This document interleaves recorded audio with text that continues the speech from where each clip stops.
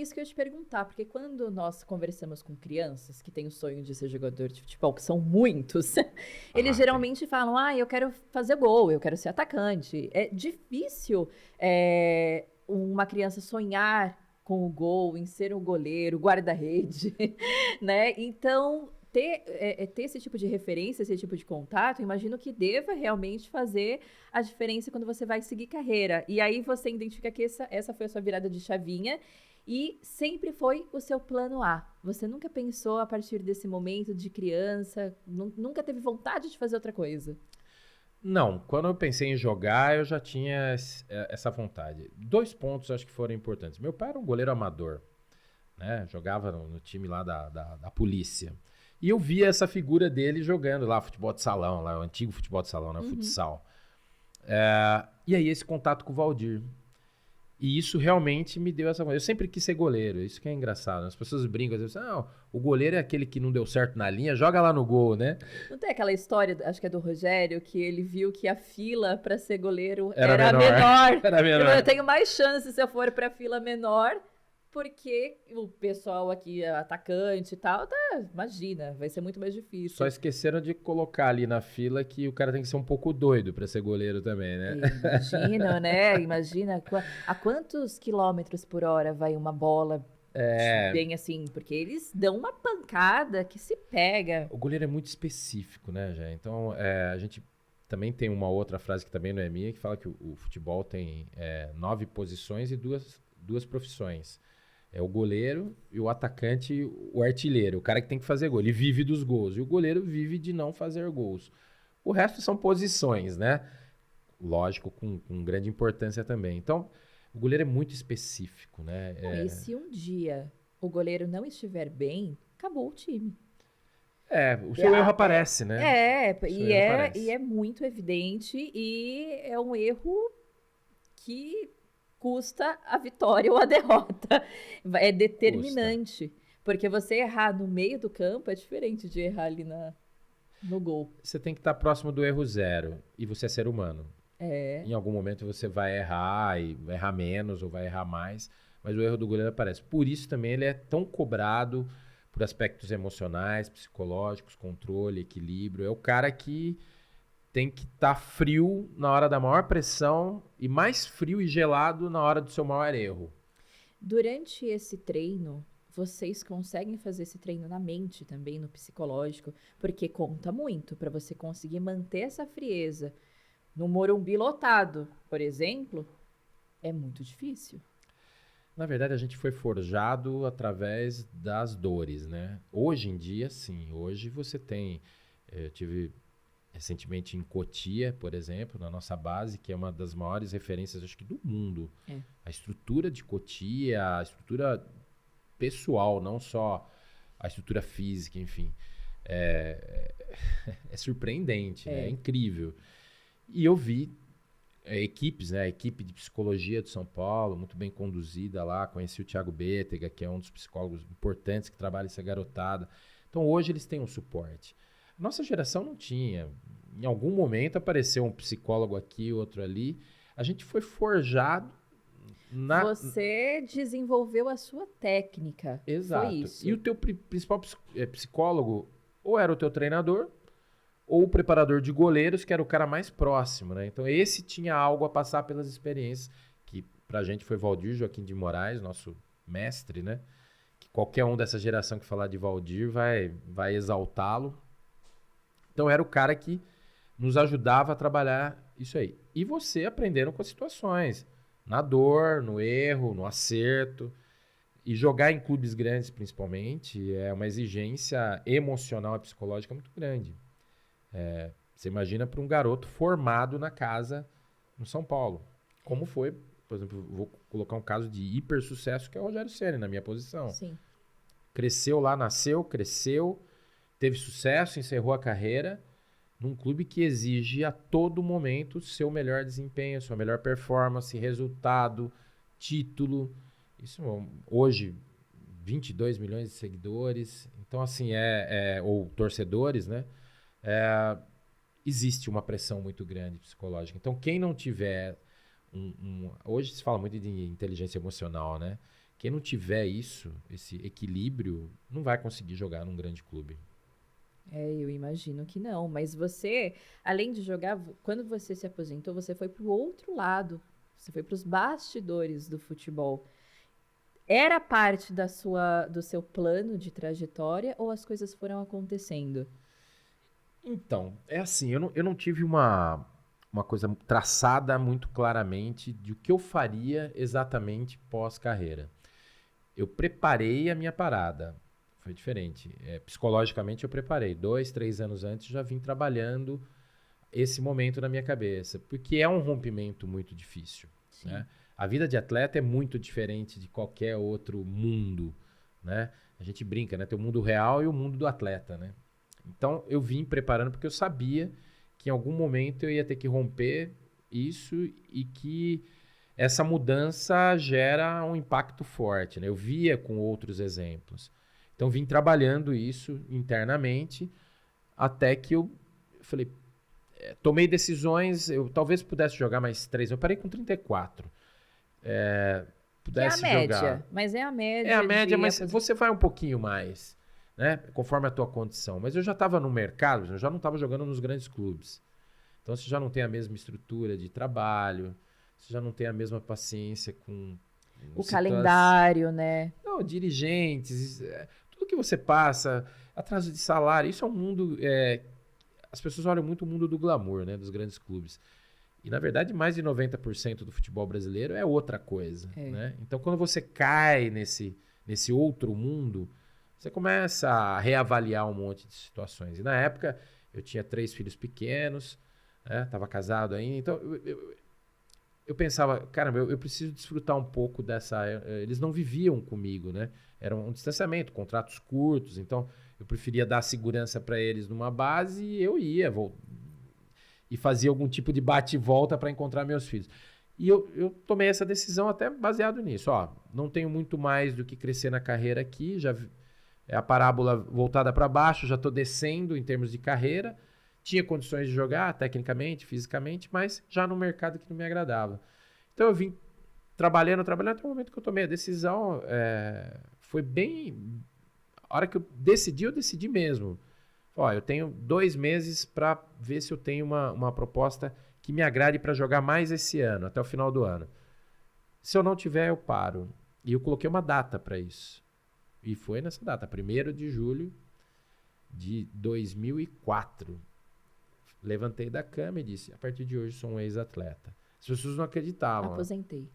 Mas não vou mais, vou investir numa nova carreira, entender agora com calma qual seria. Pensei em até ir para a área técnica, ser um auxiliar técnico, depois um treinador, enfim. Só que a vida me apresentou uma outra oportunidade que aí eu abracei, foi muito legal, porque também enriqueceu para que mais tarde, meus conhecimentos, para que mais tarde eu voltasse para ser um gestor de futebol, por exemplo. Que foi o audiovisual. Foi um meio de comunicação. Eu fui para uma rádio que me ensinou muito, quebrou muita coisa de mim, né? De um pouco de medo de microfone, de falar, enfim. Eu sou tímido por natureza. É incrível, as pessoas me veem hoje, quem me conheceu lá atrás... Assim, mas como você fala assim? Você não é o mesmo cara. A comunicação quebrou essa timidez, né? Então, por natureza, eu sou tímido. Eu ainda tenho momentos de timidez em algumas situações. Então, isso me ajudou a quebrar e me descobrir num talento que eu não sabia que eu tinha, que era me comunicar. E o rádio, inicialmente, me ajudou muito. O rádio é uma escola absurda, né? Que hoje... se transformou muito, né? Tá muito diferente. Antes era só o áudio mesmo, né? Hoje você tem em rádios o audiovisual, né? E daí foi TV, fui escrever colunas em jornal, mídia escrita. Sempre voltado para o esporte. Sempre. Futebol, principalmente. Fiz algumas coisas ligadas a outros esportes, porque apresentava programas de TV que eram mais amplos com esporte, mas tá no sangue, né? O futebol não tem como. E você curtia, né, Marcos? Muito. Você ousa dizer que teve momentos que curtiu mais do que no futebol, pela cobrança, eu digo, nem na questão de curtir o trabalho em si, mas essa questão de, aqui eu não tenho tanta cobrança, não tenho essa rotina cansativa. isso foi uma grande diferença para você, né? Na tua vida. Sim, é uma fase diferente da vida, né? Mas é legal como as coisas se conectam. Por exemplo, eu fiz muita coisa ao vivo, né? TV ao vivo, rádio ao vivo, né? É o único lugar que eu consegui encontrar a mesma adrenalina do momento de você jogar, de você entrar em campo, aqueles momentos que antecedem a tua entrada ao gramado, que é uma adrenalina pesada, forte. Eu sinto ainda, né? Senti e sinto na comunicação. Então, acho que é um pouquinho desse doping aí que te traz também. Agora, sem dúvida que é muito mais suave fazer isso do que entrar numa pressão de jogos, a rotina de treinamento, Com a família, com extenuante, os filhos, né? Você tudo fica muito isso. mais disponível. E você tocou num ponto importante, que é essa questão da adrenalina, que é uma coisa que vicia, né? É uma coisa que te traz você fica dependente daquilo, quer sentir aquilo. E sobre encerrar a carreira, que nós estávamos até conversando no off, o quanto é difícil você encerrar uma carreira, você realmente reconhecer que o rendimento baixou, que você precisa encerrar, que você não vai mais ter esse tipo de adrenalina na vida. Eu acho até que um pouco de ego também não entra aí, ô Marcos? Essa questão de eu vou ser um ex-atleta, eu não estou no meu auge. Entra um pouquinho disso? Como que você enxerga isso na tua época? Você se preparou, você teve essa inteligência emocional, mas hoje você sente que que os atletas têm um pouco mais de dificuldade, porque eles estão prolongando as suas carreiras. Hoje você não vê mais um atleta se aposentando com 34 anos, por exemplo, igual você. Eles estão levando mais adiante, né? Você acha que é um pouco isso? Em média, sim. Vamos lá. Eu acho que a gente tem que ir lá atrás. Eu acho que as situações ainda continuam muito parecidas da minha geração, de uma geração anterior, das que vieram à frente e hoje. Por que você joga o futebol? Você tem um amor pelo esporte, você tem um sonho desde garoto. E esse sonho, ele não contempla a tua parada. Ele contempla só os bons momentos. Bom, eu vou ter um objetivo, uma meta, eu sei por onde eu vou percorrer, vou passar por uma categoria de base, eu preciso passar por esse filtro. É bem estreito, né? Esse cone aí final, né? Para poder chegar ao sucesso. Então, ele sonha com sucesso. Coloca alguém de referência, ou algum time, ou algum ídolo como referência, e vai até ele. E depois, né? Todo ciclo tem a sua descida também, que é a hora de, talvez, como é uma profissão que tem um prazo de validade, porque depende também da questão física, enfim. Totalmente. Né? Do rendimento. Do rendimento e do desempenho técnico, né? Você vai ter que tomar essa decisão em algum momento. Mas você lá atrás, você não se prepara para isso. Você só consegue enxergar qual é o teu ponto mais alto da meta, né? Então, até hoje, eu acho que falta preparar, ou o próprio atleta se preparar, ou as estruturas, né, os clubes, ou qualquer outra instituição que esteja em torno, olhar pelo atleta e falar... Para essa transição, para que ela seja leve. Ele tem que se preparar, porque a questão não é o quanto se ganha de dinheiro, o quanto se faz de fortuna, patrimônio. Existe uma estatística, eu comentei com você já, aqui em off a gente estava falando sobre a estatística da NBA, da NFL, não é um fenômeno do futebol brasileiro, que em até 5 anos, grande parte dos atletas que fizeram fama e sucesso e dinheiro perdem essa fortuna. Então, por quê? Porque não se preparou adequadamente, né? Há um rompimento muito grande, é outra coisa histórica já. O atleta tem valor até o dia que ele joga. No dia seguinte que você não joga mais, perdeu o glamour, perdeu a visibilidade, com raras exceções, né? Sem contar que o universo de quem ganha muito dinheiro, ele é 2%, 3%. Né? Até 90% do futebol brasileiro ganha até 5 salários mínimos. Falando até. Mais de 50% ou 60% ganham até 2 salários mínimos. Então, assim, você vai começar a entender que esse glamour, ele é meio enganoso quando um garoto sonha lá pensando que vai ser milionário, por exemplo. Não é isso, né? Só que existem outros valores envolvidos, não é só ganhar dinheiro. Sucesso depende muito do que você traça para você, né? Você pode ter sucesso em algo sem necessariamente visar a questão financeira, né? Então, baseado nisso, obviamente eles não se preparam, os atletas não se preparam e depois ficam perdidos. Jovens, aposentados, sem ter um direcionamento exato de profissão, que eu acho que é o mais importante, o que você vai dar continuidade, né? Então, é essa transição que você usou bem aí, é ela que tem que se procurar fazer de uma melhor maneira para atenuar os grandes impactos dessa parada. Sim. Há quem diga que o atleta morre 2 vezes, né? A morte realmente da vida, quando você perde a vida, e a morte quando você se desliga do esporte, desempenhando aquilo que você mais gosta, que é jogar, é praticar Mas mesmo. você praticamente passa por um luto, né? Porque você interrompe um ciclo, uma rotina que você tinha e falta alguma coisa. É um luto. É uma luto. passagem É um que luto. você tem que fazer. E você estava me contando que um dos seus projetos é realmente fazer com que essa transição aconteça de uma forma leve, saudável. Você tem alguma coisa mais concreta para contar? Porque eu acho que essa parte é muito interessante, mesmo porque eu não digo só dentro do futebol. Existem dados que, em todas as áreas, quando você aposenta e você deixa de exercer uma rotina, deixa de fazer alguma coisa, você entra em depressão, você cria ansiedade. Muitos casos acontecem fatalidades, né, de pessoas que se suicidam. Sim. Então, é uma coisa que, se você abrir mesmo, é preocupante.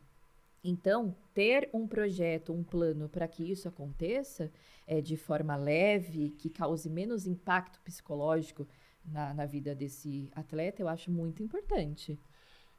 Não, eu tenho desenvolvido algumas ações, já tenho um projeto, vou dar um spoiler rapidinho, mas ainda não posso Sim. falar inteiramente dele, mas faço parte, né, que eu tenho. Eu faço parte de um projeto, de um grupo pensado, voltado para ex-atletas, sim, que traga junto a si também uma parte educacional para colaborar com esse novo momento. Você falou muito bem dessa questão da transição, a parada, o luto, o impacto que isso causa, né? Internamente, até nas relações, né, da pessoa, com família, com filhos. Porque às vezes ele passa de um momento que ele parece ser alguém para a sociedade, para não ser mais ninguém, ele é esquecido. E quanto mais os anos se passam, menor é a memória das pessoas. Esse é outro grande problema, principalmente no esporte brasileiro. Na Europa a gente ainda vê que se conserva essa relação de memória, né? Sim. A gente peca muito nisso. E aí eu tenho que aqui falar desse projeto que eu faço parte dentro do São Paulo. Uma das coisas que eu também conversei muito com o presidente Júlio, a quem eu devo uma gratidão enorme, porque é um cara que, primeiro, esse projeto do Camarote dos Ídolos que você já conhece, idealizado pelo Júlio para resgatar realmente esse Nós já reconhecimento. vamos falar sobre esse projeto, que é incrível também. Então não vou adiantar muito ele, mas acho que é um passo importantíssimo. Isso já está trazendo essa reaproximação e reconhecimento do ídolo de São Paulo lá para dentro, né? E esse contato de novo com o torcedor, que faz uma falta danada pro ex-atleta. E para o torcedor também, o que se precisa de uma ponte. E para que isso aconteça, o espaço que foi criado é muito pertinente, porque era demanda, né? Tinha essa demanda e faz bem para todos os lados. Que bom que isso foi pensado. O Júlio realmente ele é fora da caixinha nessa parte, assim. Aliás, eu gosto muito da gestão dele. Pessoalmente, isso é uma opinião até pessoal. Gosto muito das mudanças que estão acontecendo, enfim. E conheço o projeto, a gente já vai falar um pouquinho mais sobre isso. Mas eu não sabia que ele tinha até iniciado com esse propósito junto. Porque, assim, é um reconhecimento. Eu acho que tem vários pontos o Camarote dos Ídolos, né? Que depois a gente entra até nisso. Mas um dos pontos, o Júlio realmente foi um torcedor de arquibancada. Então, você fala de qualquer jogador de qualquer época aí que ele viu, ele vai falar pra você. Até caras menos conhecidos, ele vai falar de um jogo, de uma situação. Ele tem esse carinho. E ele trouxe isso pra dentro da gestão, olhando pro ex-atleta. É uma gestão que tá olhando muito pelo ex-atleta, né? Não foi só o Camarote dos Ídolos, tem outras ações lá. Então, isso tem sido bem legal.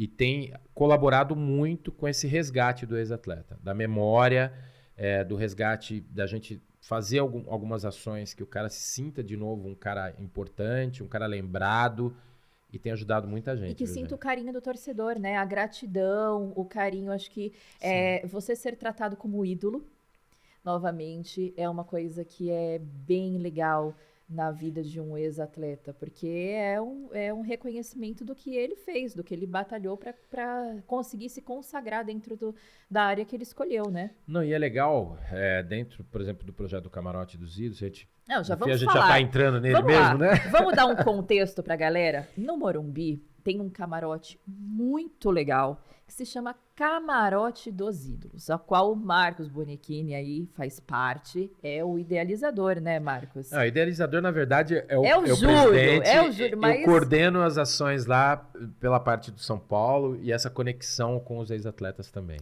Então, lá é um lugar que eu até separei aqui umas fotinhos, onde você, além de ser um espaço incrível para assistir o jogo, você é o único camarote que abre antes, né? Que abre bem antes do jogo começar, 4 horas antes. A gente faz o esquenta lá. Faz o esquenta do jogo, antes. 4 horas antes. E todas as vezes que você for para o camarote, o pessoal vai ver na tela grande ali enquanto estiverem assistindo. Todas as vezes que vocês forem para o Camarote dos Ídolos, além do buffet, do jogo, de tudo, você vai encontrar os ídolos do São Paulo, os ex-atletas, nomes muito renomados. Nós temos aí até a presença do presidente algumas vezes lá, sim, né? Ele é uma pessoa super acessível. E é legal porque a gente tem mais de 200 ex-atletas contemplados, campeões com a camisa do São Paulo, alguns que tiveram maior visibilidade, obviamente, uma marca maior, outros marcas um pouco menores, mas que construíram de alguma forma a história do São Paulo, né? Títulos importantes, números de jogos, enfim.